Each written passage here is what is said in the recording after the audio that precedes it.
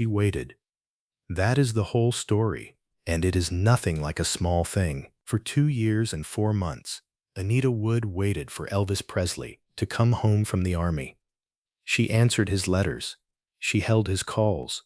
She sat in the rooms of her own life and kept them warm for a man who was on the other side of an ocean, becoming, very quietly, someone other than the person who had left. She did not know that part yet. She just waited.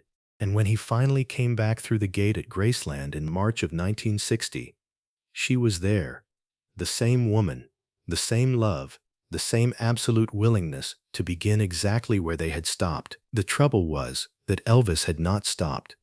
He had kept moving, and the distance between where he was now and where she was waiting turned out to be a distance that no amount of love could simply close. This is the story nobody tells when they talk about Elvis and Priscilla. The story that came before.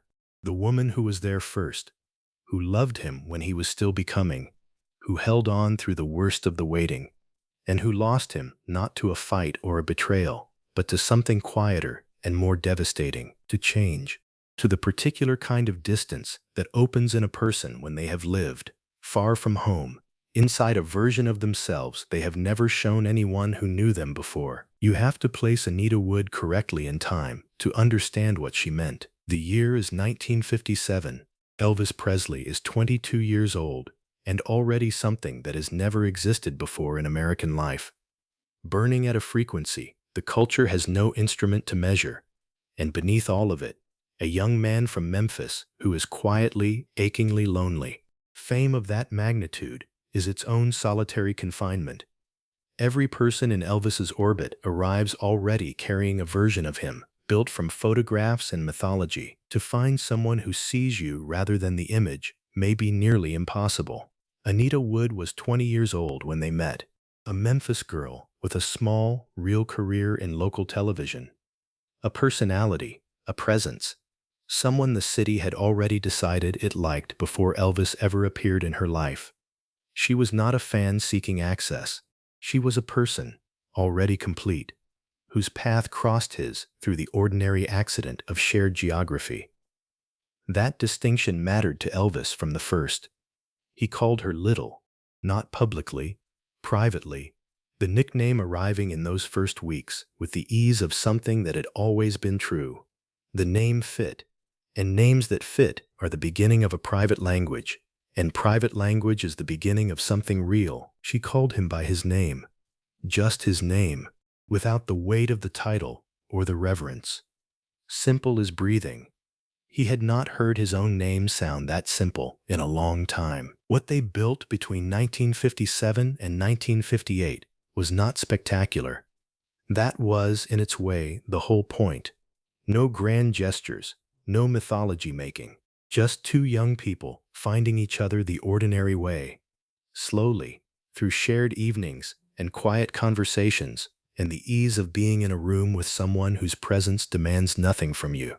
Elvis sat in rooms that did not carry the weight of the entourage. Attentive, funny in the way of people who are genuinely funny rather than performing it. Capable of the focused listening that made people feel afterward as though they had been seen. Anita saw him, not the king, the young man from Tupelo who was still, underneath everything the world had made of him, slightly astonished by all of it, who carried the quality of someone who has been given an enormous thing and is not entirely sure he deserves it. He trusted her with that uncertainty, the version of himself that existed before any performance began. He was not the king around her. He was just Elvis, and just Elvis, the boy, the real one, who missed his mother and drove through Memphis at night because the quiet was the only democracy left to him, was more than enough. The draft notice arrived on December 20th, 1957. In the public narrative, it becomes a footnote, but inside a life, a draft notice is not a footnote. It is a wall, appearing suddenly in a room you thought you knew. The army would take him for 2 years, in which the world would keep moving, and everything he had built would exist at a distance he could not cross. He and Anita made no formal agreement about what the 2 years would mean. No negotiation, no promises extracted. What passed between them was quieter and, in its quiet, more binding. He did not ask her to wait. She simply knew she would. That is how it is when a thing is real. The loyalty does not require a contract. She would be here.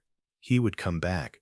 And they would resume. The gap between those two facts, the simplicity of the plan, the enormity of the 2 years inside it, was something neither of them looked at directly. To look at it directly would have required acknowledging that 2 years is a long time, that people change, that Germany might produce something in him, that Memphis and Anita and the ordinary rooms of a quiet love had no preparation for. They did not look at it directly. He shipped out. She stayed. The gate at Graceland closed behind the car. She watched it close.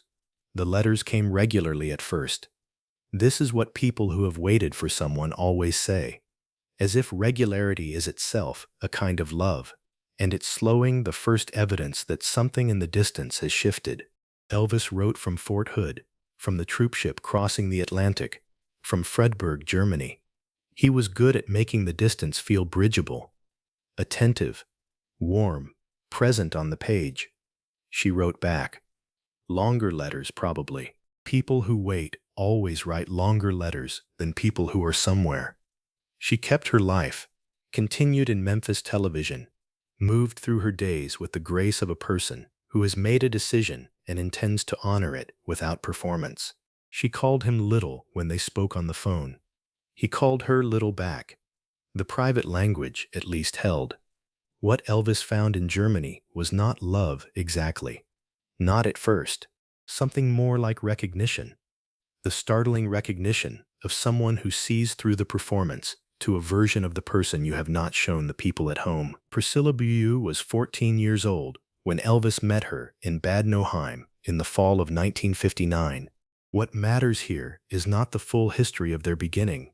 It is only this.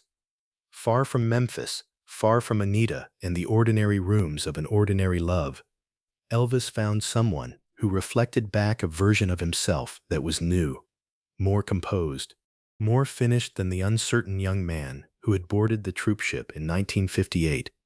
He did not tell Anita about Priscilla. He let the space between letters grow.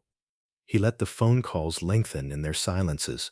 He continued to use the nickname because the private language is the last thing a person surrenders when they are slowly, guiltily becoming someone who belongs somewhere else. And Anita in Memphis felt something change in the letters without being able to name exactly what it was. She knew, the way a person knows when the weather shifts before the rain arrives.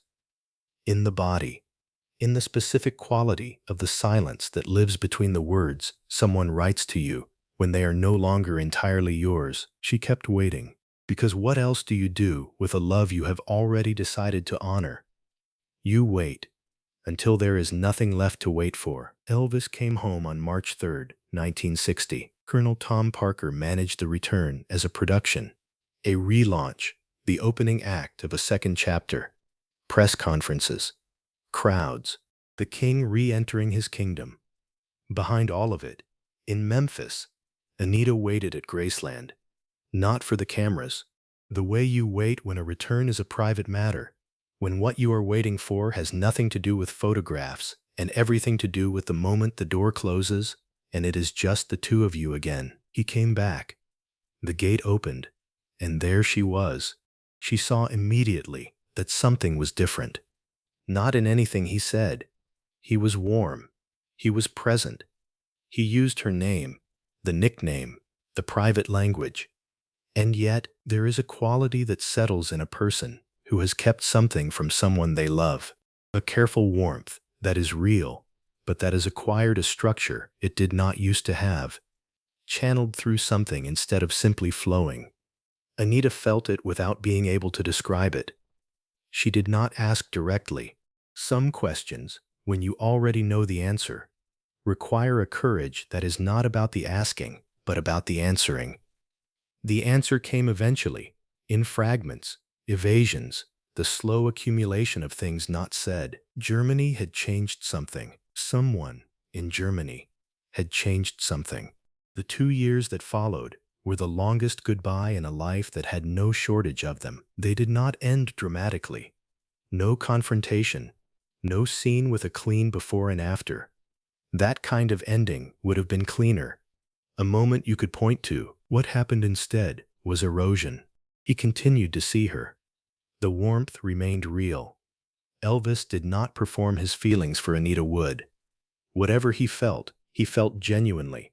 And it did not simply end, but Priscilla was being arranged, through Colonel Tom Parker and the Beaulieu family, to come to America, to Memphis, to Graceland.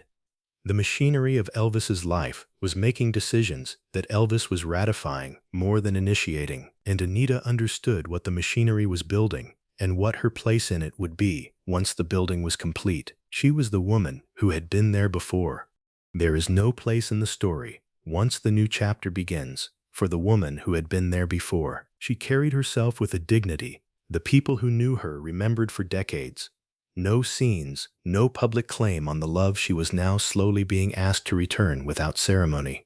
She understood that Elvis was not entirely a free agent in his own life, that Colonel Tom Parker had a design for Elvis Presley's biography, and a Memphis girlfriend with her own career and her own gravitational pull was not a feature of that design. She also understood something harder, that Elvis had let it happen. Not maliciously, but he had let the distance open and had not, when it mattered, crossed it.